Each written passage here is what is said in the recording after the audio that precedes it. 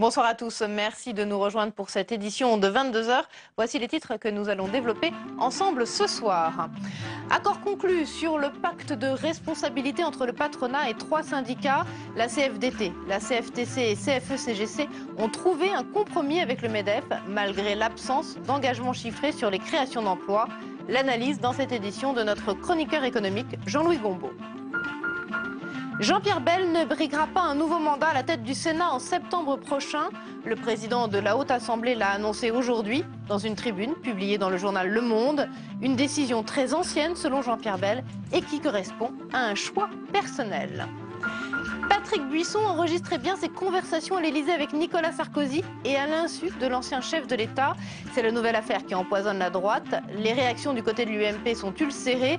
Nous y reviendrons avec nos invités, notamment Jean-Sébastien Ferjou du site Atlantico, le premier à avoir sorti les sons de ses enregistrements après les verbatims publiés dans le Canard enchaîné de ce matin. Et on commence cette édition avec la situation en Ukraine et peut-être ce soir des premiers signes d'apaisement. Selon Moscou, une volonté commune existerait entre Russes et Américains pour faire respecter l'accord du 21 février dernier à Kiev. Le chef de la diplomatie russe était à Paris ce soir et il semble prêt à poursuivre les discussions. Maxime Thuillier. Cet après-midi à Paris, lors du sommet sur le Liban, Moscou et Washington se seraient entendus sur l'Ukraine. Sergueï Lavrov, chef de la diplomatie russe, a déclaré que les négociations allaient se poursuivre dans les jours à venir afin de normaliser la situation. À Moscou, la télévision publique affirme que John Kerry et Sergueï Lavrov souhaitent revenir aux accords du 21 février. Ces accords, signés entre l'ancien président Yanukovych et l'opposition, prévoient la modification de la Constitution, la tenue d'élections présidentielles anticipées, ainsi que la mise en place d'un gouvernement d'union nationale. Toute la journée, les chancelleries européennes et américaines ont pesé de tout leur poids afin de renouer le contact entre Russes et Ukrainiens. Les ministres des Affaires étrangères des deux pays étaient présents à Paris aujourd'hui, mais ils ont refusé de se rencontrer. Aujourd'hui, à Paris, il y a beaucoup de représentants de la communauté internationale et nous allons essayer, avec mes collègues, de faire en sorte qu'un dialogue puisse s'établir pour chercher des solutions à cette situation inacceptable. Nous ne sommes pas du tout sûrs de réussir, mais nous allons y consacrer toute notre énergie. Dans le même temps, à Bruxelles, José Manuel Barroso a promis cet après-midi que l'Union européenne apporterait une aide financière à l'Ukraine. Objectif, éviter la banqueroute du pays. Au total, le soutien pourrait se chiffrer à au moins 11 milliards d'euros sur les 2 prochaines années, provenant du budget de l'UE et des institutions financières européennes. Alors que les chancelleries s'activent pour trouver une issue diplomatique à la crise, en Ukraine, la tension est montée d'un cran. Les forces pro-russes ont pris le contrôle partiel de 2 bases de lancement de missiles en Crimée. Selon les Américains, la péninsule est désormais sous le contrôle opérationnel de Moscou. Un accord a donc été conclu ce soir sur le pacte de responsabilité entre le MEDEF et 3 syndicats, la CFDT, la CFTC et CFE-CGC. La CGT et Force ouvrière ont émis un avis négatif. Ce serait un accord sans contrepartie. Il n'y a pas d'engagement chiffré pour l'instant sur les créations d'emplois en échange des 30 milliards de baisses de cotisations promises par le gouvernement. Écoutez les partenaires sociaux à l'issue de la réunion ce soir. C'est un marché de dupes. C'est un marché de dupes.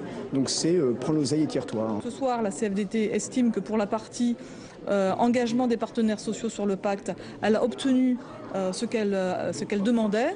Donc maintenant, on sera vigilant évidemment à la suite du pacte, parce que ça, ce n'est qu'une partie du pacte. Ce qui est important dans un pacte de responsabilité, c'est que les acteurs, et c'est l'esprit de ce document, enfin, joue davantage sur la confiance et la responsabilité conjointe. C'est un fait assez rare. En politique, le président du Sénat a annoncé aujourd'hui ne pas souhaiter renouveler son mandat après les sénatoriales de septembre prochain. Jean-Pierre Bel explique que c'est une décision très ancienne et personnelle. « Je ne suis pas propriétaire de mon mandat », écrit-il dans une tribune publiée dans le journal Le Monde ce soir. Sophie Normand-Couturier. C'est en toute sérénité que Jean-Pierre Bel dit avoir décidé de s'arrêter. Un choix qui remonte au premier jour de son élection à la présidence du Sénat. Seul François Hollande, alors candidat à la présidentielle, avait été informé. À 62 ans, le président du Sénat raccroche. Il ne se présentera à aucune autre fonction élective, lui qui a commencé comme maire d'une petite commune de l'Ariège. Sa carrière politique décolle en 1986 grâce à la rencontre de celui qui deviendra son mentor, Lionel Jospin. Jean-Pierre Bel gravit alors un à un les échelons du PS dans la Fédération du Midi-Pyrénées et poursuit en parallèle sa carrière d'élu comme conseiller régional, puis général. Il entre au Palais du Luxembourg en 1998 comme sénateur de l'Ariège, prend les rênes du groupe socialiste 6 ans plus tard, puis devient il y a 3 ans le premier président socialiste du Sénat sous la Ve République. Ce proche de François Hollande laisse derrière lui un bilan mitigé. Comme président du Sénat, je l'ai trouvé, je reconnais, moins impliqué que comme président de groupe. Jean-Pierre Bel, ce n'était pas un homme qui se mettait en avant tous les jours, ce n'était pas un homme qui était tous les jours dans la presse, mais c'était un homme qui faisait son devoir et qui faisait son travail et qui continuera à le faire jusqu'au bout. Jean-Pierre Bel, un homme discret qui cultive l'image du sénateur ancré dans son terroir. C'est lors des assauts répétés du groupe socialiste contre la réforme des retraites qu'il se fait connaître du grand public et plus récemment avec le refus du Sénat de lever l'immunité du sénateur Serge Dassault. C'est la pire journée que j'ai vécue au Sénat depuis mon élection à la présidence. Réforme des retraites, loi budgétaire, cumul des mandats, jamais un Sénat n'aura été si peu fidèle à l'exécutif. Ce Sénat frondeur a-t-il usé son premier président de gauche? Son départ à venir ouvre aujourd'hui une nouvelle séquence pour désigner son successeur. Et le seul qui était dans la confidence, c'est François Hollande, à qui Jean-Pierre Bel avait dit dès le début de sa présidence du Sénat qu'il ne ferait qu'un mandat.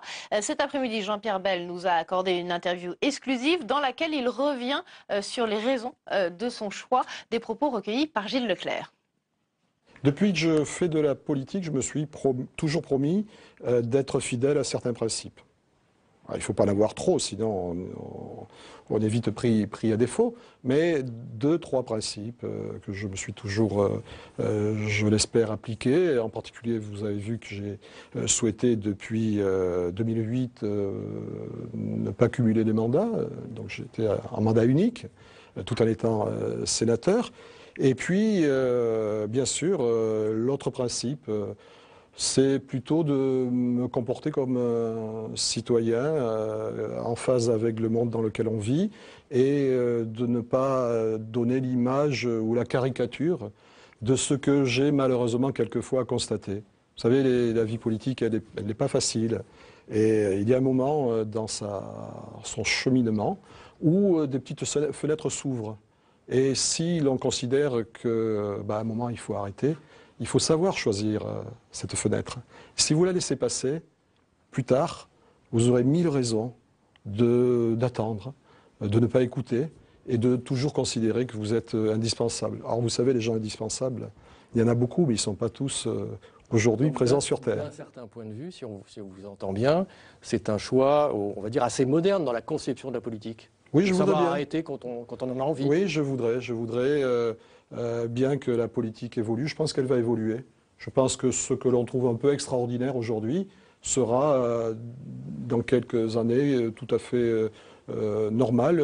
Je pense qu'on ne trouvera plus d'élus très âgés occupant des fonctions très importantes. Ce n'est pas une question d'âge parfois, mais tout de même, on assiste à quelques particularités qui sont presque un peu cocasses. Je pense qu'il faut maîtriser et surtout donner aux citoyens l'image contraire de ce qu'ils peuvent penser. Nous ne sommes pas propriétaires de nos mandats, je l'ai dit. Nous n'avons pas à nous accrocher éternellement à nos responsabilités. Ce qui compte d'abord, c'est les idées, les convictions que l'on porte. Et nous ne sommes pas les seuls à pouvoir les porter, même si j'ai fait beaucoup de choses dans ma vie politique, j'avais beaucoup d'ambition, j'espère avoir réussi et je sais que c'est dur et j'ai pris des coups dans ma vie politique et c'est un peu normal et je n'en veux à personne. Si je vous disais, vous pourriez encore servir l'État d'une autre façon, vous ne diriez pas forcément non. Ça, si l'occasion m'en est donnée, je ne dirais pas non. Je ne rentrerai pas au gouvernement. Voilà, il faut que je balaye déjà un petit peu. Quand on a été président du Sénat, je pense que c'est une fonction magnifique, je voudrais le dire, c'est passionnant, j'ai vécu ça avec beaucoup d'enthousiasme et malgré les difficultés, mais qui sont des difficultés inhérentes à notre Assemblée, ça a été vraiment, non pas une expérience, mais un moment de vie formidable. Et c'est pas pour partir sur un autre mandat électif ou une fonction comme celle-là. Mais vous savez, moi, vous me dites, est-ce que si on vous propose de servir l'État, vous direz oui? Ben oui. Si on me propose de servir mon pays, je dirais oui. Voilà pour ces propos exclusifs de Jean-Pierre Bel recueillis cet après-midi par Gilles Leclerc. Les écoutes de Patrick Buisson, c'est la nouvelle affaire qui empoisonne le climat à droite et qui plonge l'UMP dans la stupéfaction et la colère. Les réactions outrées se sont multipliées à droite depuis ce matin. La gauche, elle, parle d'une affaire d'État. Pierre Moscovici ajoute même ce soir que ça en dit long sur la présidence de Nicolas Sarkozy. Nathalie Guillouard. Surveillé, enregistré, difficile d'y croire, mais l'ancien président Nicolas Sarkozy était épié à son insu à l'Élysée et même à la lanterne dans sa résidence présidentielle. Des discussions d'État révélées au grand jour par le Canard enchaîné et le site internet Atlantico à partir d'enregistrements de Patrick Buisson. Exemple, le 26 février 2009, autour d'une table, une réunion se déroule entre proches conseillers de Nicolas Sarkozy. La discussion est de la plus haute importance, il s'agit du remaniement de 2011. En principe, Fillon par rapport aux c'est grotesque. Il n'y a qu'une seule personne qui pourrait remplacer Fillon, c'est Juppé. Je m'entends très bien avec la marche. Des secrets d'État, des jeux d'influence révélés au grand public, une centaine d'heures d'écoute existent encore. À droite, on se sent trahi. Patrick Buisson, marqué à l'extrême droite, était un conseiller de l'ombre, un proche au service de Nicolas Sarkozy depuis 2005. C'est vraiment une trahison. Nous vivons tous cet événement comme une sorte de viol. J'ai vu pas mal de choses. Ça, j'ai jamais vu ça. D'abord, écouter quelqu'un à son insu, c'est d'une extrême violence. À gauche également, on est stupéfait, mais pour Harlem Désir, les agissements de Patrick Buisson reflètent la teneur du quinquennat de Nicolas Sarkozy. Nicolas Sarkozy est ridiculisé. Il a été écouté par un de ses conseillers qui était payé et qui l'a enregistré à son insu. Et ces enregistrements, ces sons renvoient l'image d'une présidence Sarkozy totalement délétère. Si Nicolas Sarkozy ne porte pas plainte, le Parti socialiste envisage de demander une commission d'enquête parlementaire pour atteinte au fonctionnement de l'État. Voilà, les écoutes de Patrick Buisson, c'est bien sûr le premier sujet qu'on va aborder avec notre club des éditorialistes ce soir. Merci à tous les cas d'être avec nous. Je vous présente Thomas Wider du journal Le Monde. Bonsoir, merci d'être là. Jean-Sébastien Ferjou, directeur de la publication d'Atlantico.fr. On va parler tout de suite de ces écoutes avec vous puisque vous êtes les premiers à avoir sorti les sons sur votre site ce matin. On avait les verbatims dans le Canard enchaîné. Ce ne sont pas les mêmes enregistrements. Et ce ne sont pas les mêmes enregistrements, c'est ce que j'avais précisé. Frédéric Dabi, directeur du pôle opinion à l'Institut IFOP, et puis notre chroniqueur économique, Jean-Louis Gombaud. Alors justement, Jean-Sébastien Ferjou, sur ces notes de travail, comme il les appelle, Patrick Buisson, qui ne sont finalement que des enregistrements volés, combien d'heures d'enregistrement il y a, est-ce qu'on sait? Mais non, je pense que le seul qui puisse le savoir, c'est lui, évidemment. Après, vous parliez de notes de travail, c'est un argument qui est totalement absurde quand on entend les enregistrements. Ça commence, il met le truc dans sa poche en partant de chez lui, et puis ensuite on l'entend qu'il rencontre différentes personnes, et puis à un moment il y a effectivement une réunion à l'Élysée, puis il continue sa journée comme ça jusqu'au moment où il se retrouve seul. Donc je vois pas en quoi enregistrer des conversations des uns et des autres au fur et à mesure que le temps avance constitue une réunion de travail. L'argument de dire, au-delà qu'il est totalement absurde d'ailleurs, puisque Nicolas Sarkozy, enfin en tout cas son entourage a démenti évidemment que le président ait pu être au courant, mais c'était à l'insu de tout le monde. Donc ces enregistrements ne sont vraiment que des enregistrements pirates. Après, contrairement à ce qu'on disait Harlem Désir sur l'état de la droite en général, moi il me semble surtout que là il y a un maillon faible, et que le maillon faible c'est Patrick Buisson. Après, est-ce que Nicolas Sarkozy était vraiment crédule? Patrick Buisson, quand on le connaît, c'est effectivement un personnage brillant, c'est effectivement un personnage qui a une capacité d'analyse, une capacité de compréhension. Je pense que Frédéric pourra me rejoindre là-dessus, puisque sur les sondages, j'imagine qu'il voit la maîtrise ou l'expertise du personnage. Donc il était parfaitement crédible auprès de Nicolas Sarkozy. Comment est-ce que Nicolas Sarkozy aurait pu imaginer que derrière ce personnage, encore une fois, remarquablement intelligent, être enregistré à votre insu par un de vos conseillers proches? Oui, mais au-delà de ça, c'est essentiellement, je pense, un problème de personnalité, et qu'il masquait à tout le monde comme il l'a masqué un certain nombre de gens qu'il connaissait dans les médias depuis un certain nombre d'années. Vous voulez dire qu'il relèverait presque de la pathologie? Je vous laisse l'appréciation, ou la parenté de ce propos.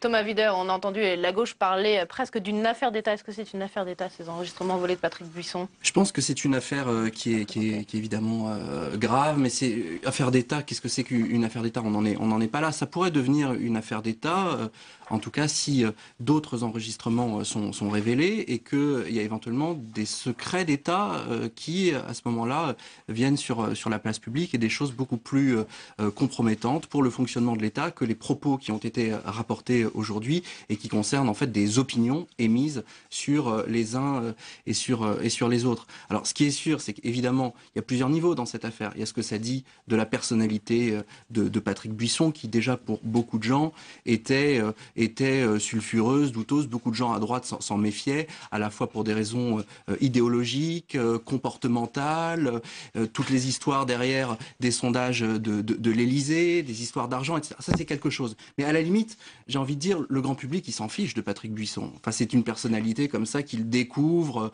de temps en temps au moment de telle... Sulfureuse, mais comme il y en a d'autres, celle-là peut-être un peu plus que d'autres. Enfin, peu importe, c'est pas le problème. Ce que ça révèle derrière le deuxième niveau, c'est évidemment...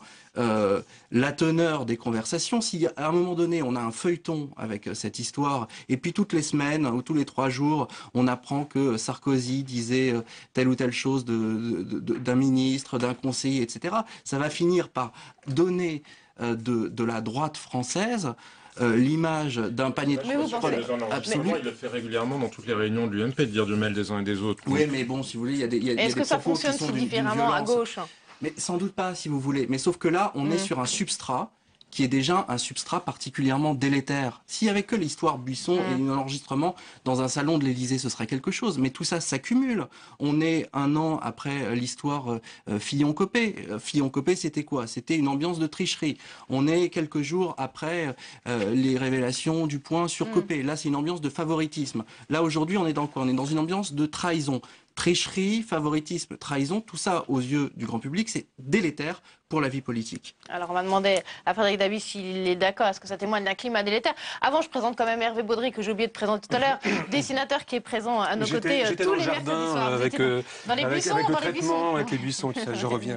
Bonsoir à tous. Frédéric Dabi, est-ce que ça témoigne alors d'un climat si délétère que ça à la droite, Oui, je le pense, puisque c'est vrai que Patrick Buisson était peu connu des Français, c'est un conseiller de l'ombre, comme ça a été dit tout à l'heure. L'impact sur les élections municipales, on est à 3 semaines du scrutin municipal, sera minime sur le rapport de force électorale dans la plupart des villes, mais ça ne peut que réactiver un discours anti-système, un discours du tous pourri, un discours sur la faillite des élites. Et Thomas Wider a raison d'utiliser le terme de sédimentation. Il y a eu la guerre Copé-Fillon, il y a eu l'affaire Cahuzac, bien sûr extrêmement différente. Il y a les accusations vis-à-vis de Jean-François Copé. Tout ça ne peut favoriser que les partis anti-système, que le plus grand parti français qui est l'abstention, les abstentionnistes, et le Front National. Sur l'UMP, même si l'UMP s'est bien entendu désolidarisé et a fortement attaqué Patrick Buisson, pendant que l'UMP prend la parole sur ce thème-là, elle ne parle pas des élections municipales, elle ne peut pas faire ce qu'elle va chercher à faire, ce que fait tous les grands partis il y a quelques semaines, de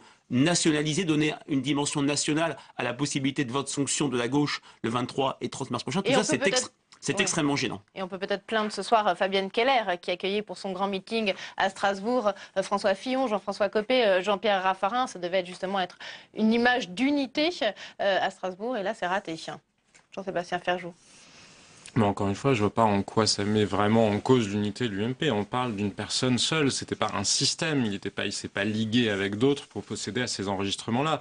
Que lui puisse avoir une personnalité suffisamment complexe et suffisamment sombre.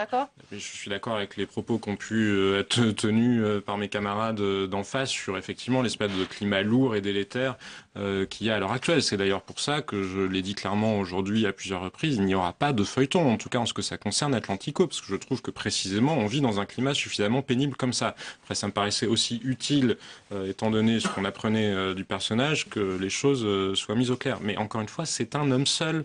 C'est un homme seul, et la trahison, elle vient uniquement de lui. Pas, à la différence des guerres de l'UMP précédemment, où on voyait bien qu'il y avait des réseaux. Là, on les entend se balancer des gracieusetés les uns sur les autres. Enfin, franchement, ça se passe dans n'importe quelle, je pense, n'importe quelle réunion politique. Beaucoup pesé sur la droite, qui a été érigé par Nicolas Sarkozy comme le penseur des idées de droite. C'est celui, et Nicolas Sarkozy l'a dit quasi publiquement lorsqu'il lui a remis la Légion d'honneur en 2007, qui lui a fait gagner l'élection présidentielle. Le premier qui lui avait dit que le non allait l'emporter très largement au référendum du 29 mai 2005, c'est quelqu'un qui a compté à droite, que tous les leaders de droite ont plus ou moins tous rencontré. Bien sûr, c'est une affaire individuelle, mais ça ne peut pas ne pas peser. Vous pouvez être un très grand expert en sondage. Si vous torturez votre grand-mère en cachette, ça n'impacte pas forcément la responsabilité de ce que vous étiez, enfin, ou la qualité de ce que vous étiez capable de faire sur les sondages. Ce sont des considérations différentes. Il y a une part de ce personnage qui est extrêmement sombre.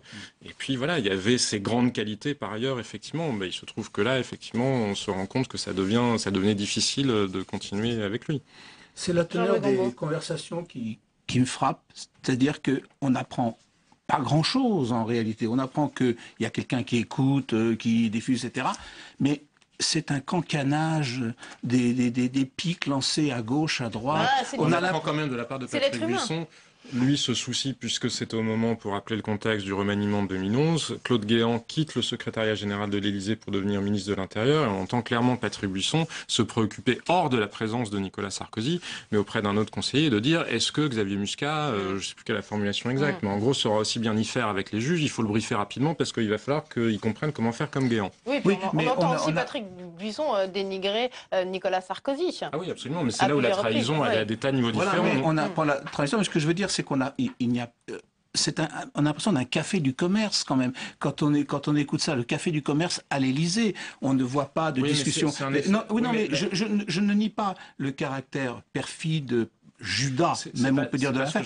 Mais je le dis quelquefois aussi, Patrick Buisson écoutait Nicolas Sarkozy, mais Nicolas Sarkozy a trop écouté aussi Patrick Buisson quelque part, parce que y a cette espèce de comment peut-on c'est un conseiller qui donne quel conseil exactement?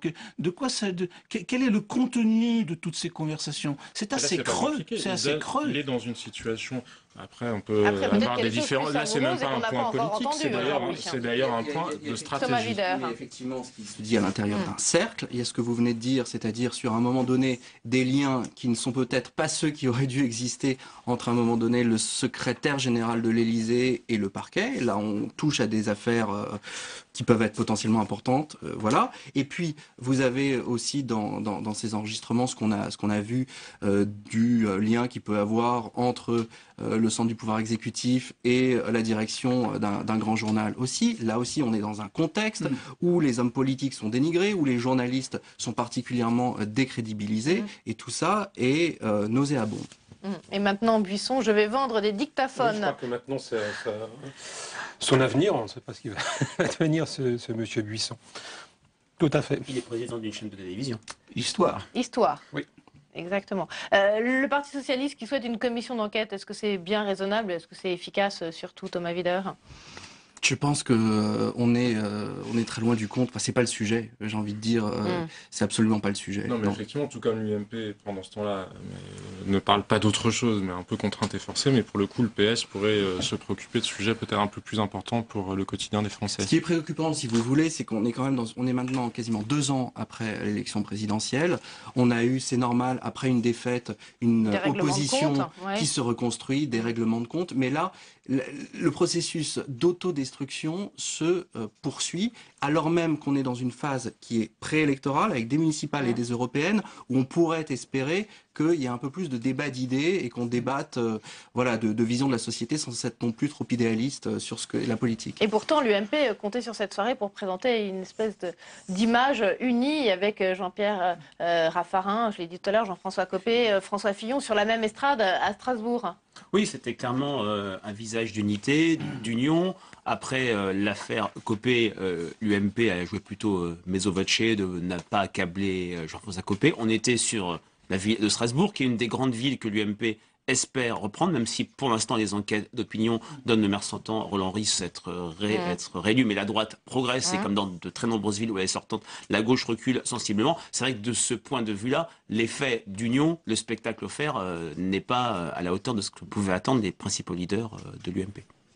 Jean-Sébastien Ferjou, donc vous l'avez dit, vous n'allez pas feuilletonner ces enregistrements volés d'autres qui sont livrés dans d'autres circonstances. De Patrick Buisson. À mon sens, donc ça s'arrête là sur le site. Ce qu'il y avait à savoir, parce que malgré tout, les conversations ne sont pas aussi anecdotiques que ce que les quelques. Oui, mais parce que là, il y a quelques. Ça dure quand même pendant des heures.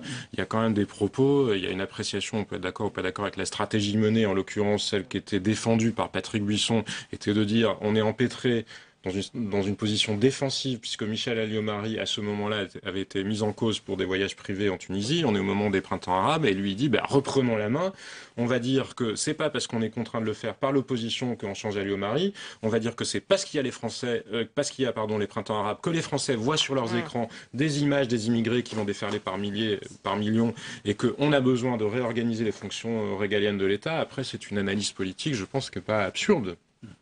Jean-Sébastien Ferjou, merci d'être venu sur notre plateau. Vous devez partir pour d'autres rendez-vous professionnels. C'est Denis Tillinac qui va vous remplacer, qui va nous rejoindre sur ce plateau. Jean-Louis Combeau, on va parler de cet accord ce soir autour du pacte de responsabilité signé entre le patronat et puis 3 syndicats, la CFDT, la CFTC et CFE-CGC. Pas de contrepartie visiblement dans cet accord. Vous êtes surpris ou pas?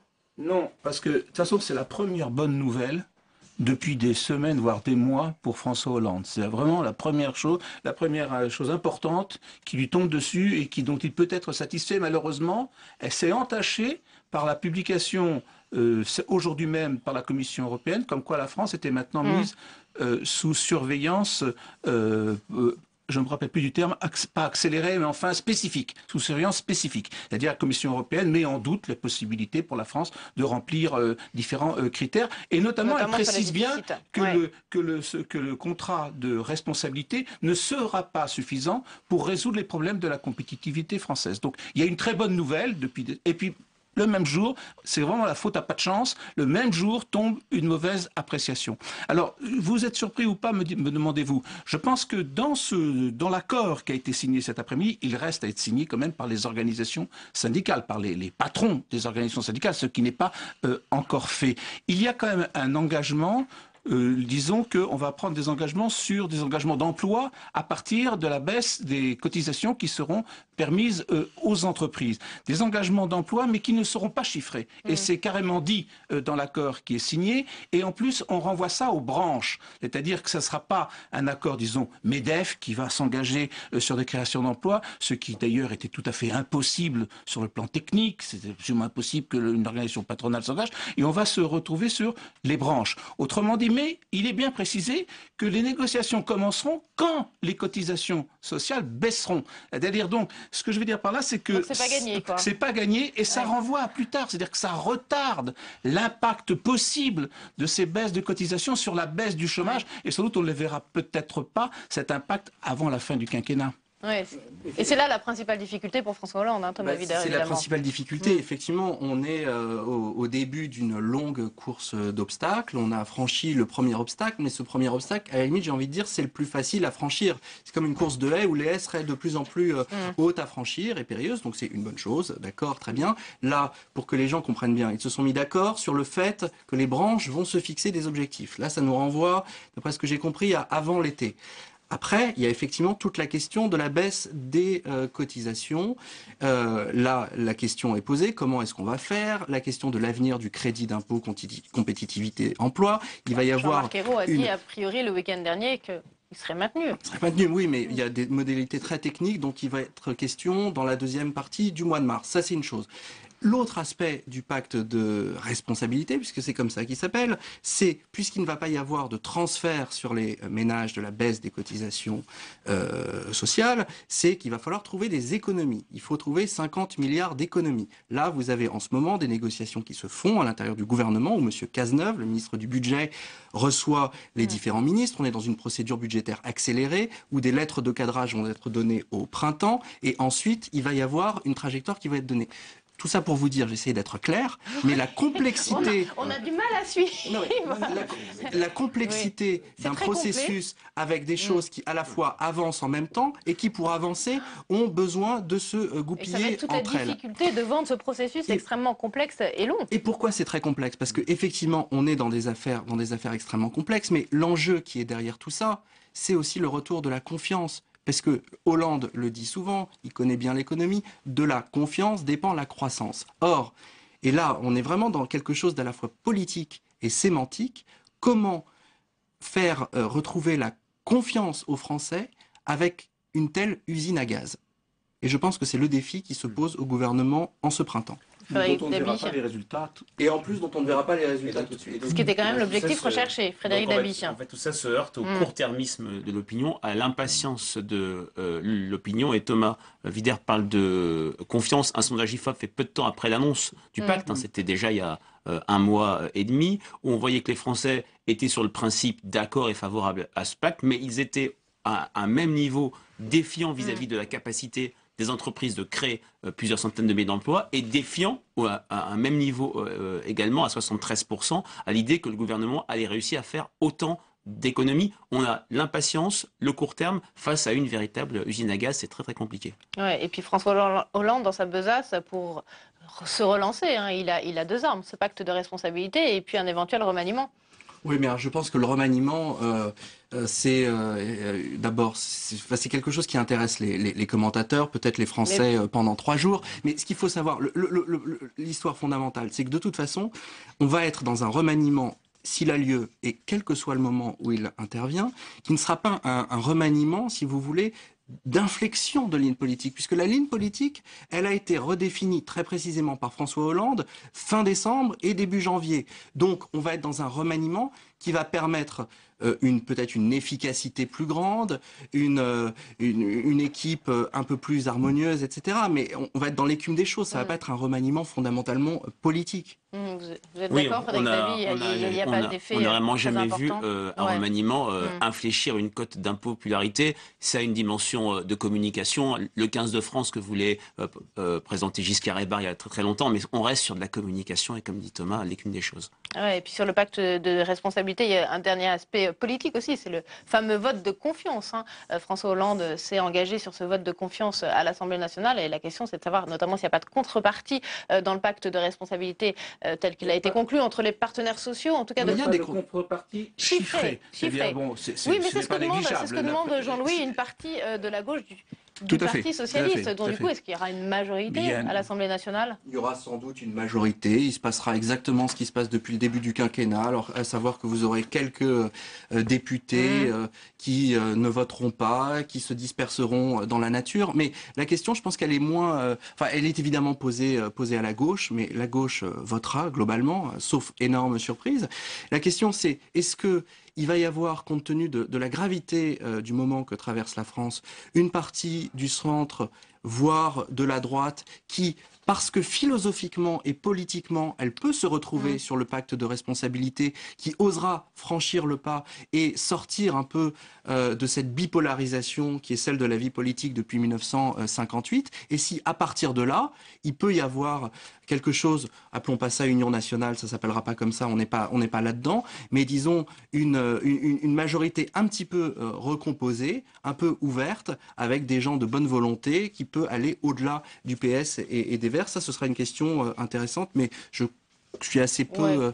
on y croit de moins en moins quand même, parce qu'on a vu notamment chez les centristes et chez certains l'UMP qui étaient assez partants au départ, mais qui se sont depuis qui ont été un peu refroidis sur le sujet, non, Frédéric Dabi? Je pense que c'est très très compliqué dans un contexte pré-électoral, puisqu'on est en élection jusqu'au 25 mai, sans parler des sénatoriales, et puis avec un peuple de droite chauffé à blanc contre la gauche et qui risque de voir comme véritable trahison le fait que des leaders de l'UMP soutiennent ou voire votent les éléments du pacte. Denis Tillinac, vous nous avez rejoint pour votre livre, on va en parler dans quelques minutes, mais quel regard vous portez sur l'actualité politique de la semaine? On a parlé tout à l'heure des écoutes volées. Je suis assez d'accord avec l'analyse qui vient d'être produite pour cette histoire de pacte de compétitivité. J'ajouterais juste un point, à supposer que la machine à gaz aboutisse à un résultat concret qui intéresse tous les les entrepreneurs, petits, moyens ou grands, c'est la baisse des charges.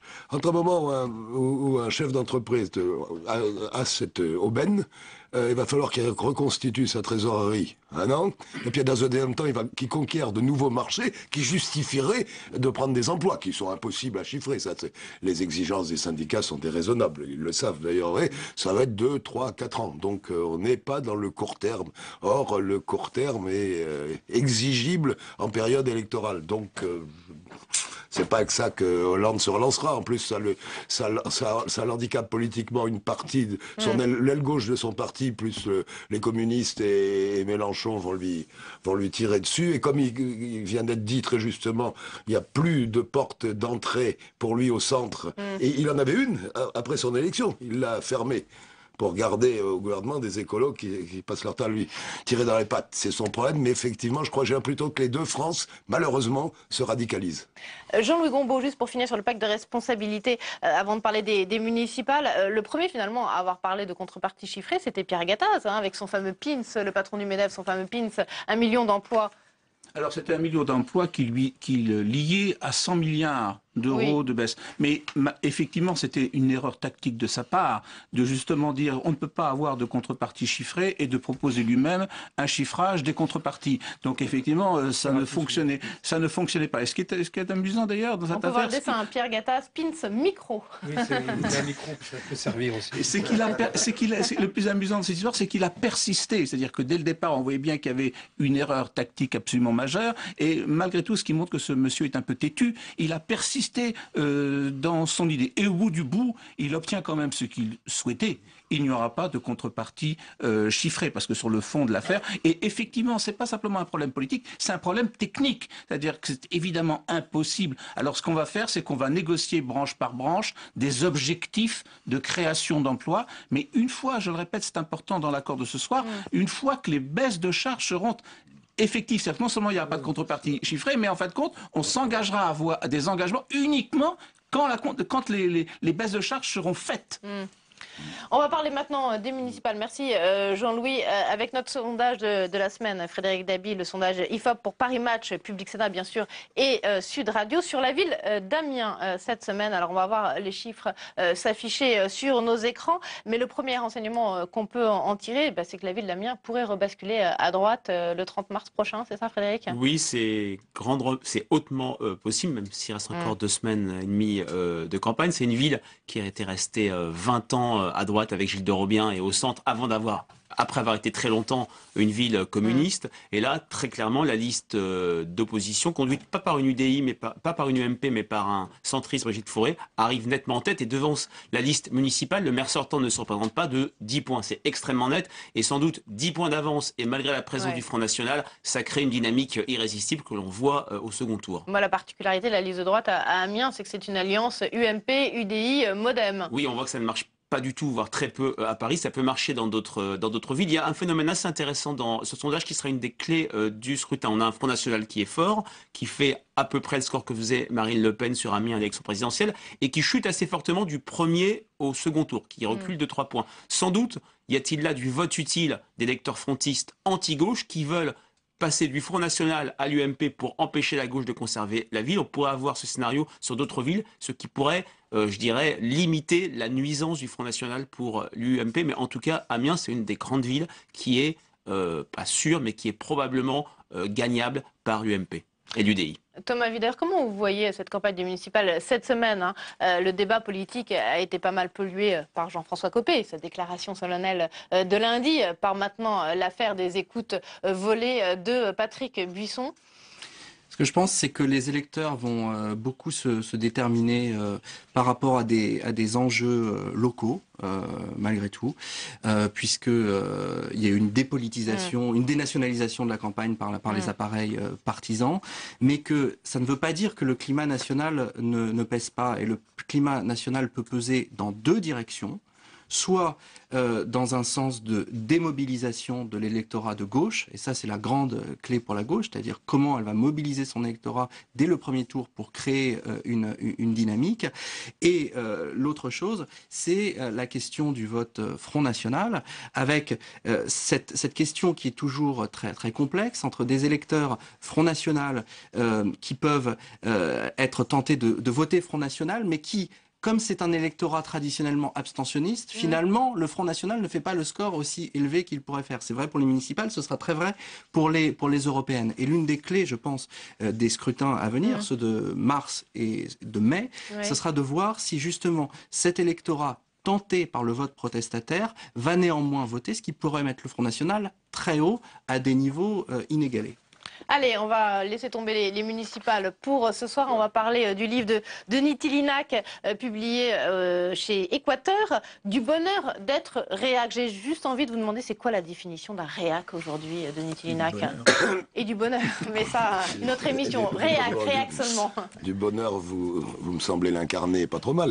Non, c'est quoi être réac aujourd'hui? Être réac, c'est comment être exaspéré par la façon dont un discours bien pensant ambiant qui règne, qui est dominant dans le système médiatique et politique, droite et gauche confondues depuis, allez, en mai 68 pour résumer, ce discours diabolise tous ceux qui sont les rebelles à cet ordre moral, à la police du langage, et l'exemple le plus récent est celui de la traque qu'a subi Alain Finkielkraut, philosophe nuancé, qui peut pas être suspecté de xénophobie, de racisme, de franchouillardise, et qui a été vilipendé par des dirigeants socialistes parce qu'il a fait état de Français de souche, qui existe. Ouais, mais est-ce que c'est pas tout simplement... C'est un exemple, il y en a beaucoup d'autres.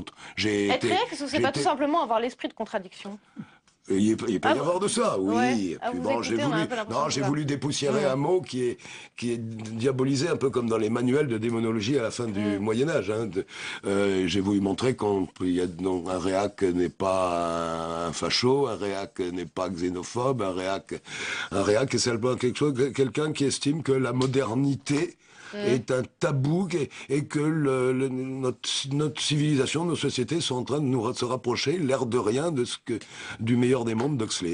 Et ça fait peur, et beaucoup de gens ont peur, beaucoup de gens se sentent réac. Longtemps, ils avaient l'impression que c'était tellement pas bien de l'être qu'ils le cachaient, ben maintenant ils le cachent plus, et puis ça finira même peut-être à détendre à décrisper les relations si les modernes acceptent, ou les bobos, les branchés acceptent le débat avec les réacs. Ouais. Les réacs ne sont pas des fachos. Donc vous habitez avec bonheur cet habit de réac, et du coup vous jouez souvent le réac de service, notamment sur les plateaux de télévision, c'est le risque aussi. Alors c'est le risque, hein. Je veux dire, effectivement, depuis assez longtemps, je suis le réac de service, mais enfin bon, j'espère être le bon réac.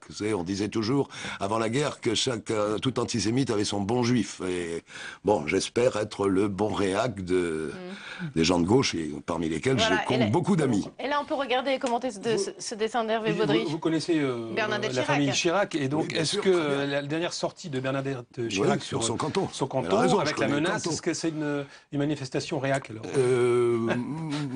Je la qualifierais plutôt comme une conservatrice que comme une réac. C'est une femme qui a beaucoup de sens politique, beaucoup de pugnacité et de courage. Ce canton est associé à 2 autres cantons dans le cadre d'un découpage. Il le fallait, ce découpage, mais là c'était particulièrement peu judicieux, et les conseillers généraux de droite comme de gauche de la Corrèze, presque unanimement, estiment que le découpage est mal fait, et avec beaucoup d'autres élus, elle proteste parce qu'on a l'impression quand même que la ruralité est quand même minorée. Ouais, plus conservatrice que réac, vous trouvez Bernadette Chirac. Il faut lui demander si elle accepte le qualificatif. Et puis on pourrait débattre longtemps de la différence entre conservateur et réactionnaire, mais on n'a plus le temps ce soir. Merci en tout cas à Denis Tillinac d'être venu sur notre plateau. Merci à tous les trois d'être restés en notre compagnie. À suivre tout de suite sur l'antenne de Public Sénat, Déshabillons-les, l'émission d'Hélène Risser autour des municipales ce soir.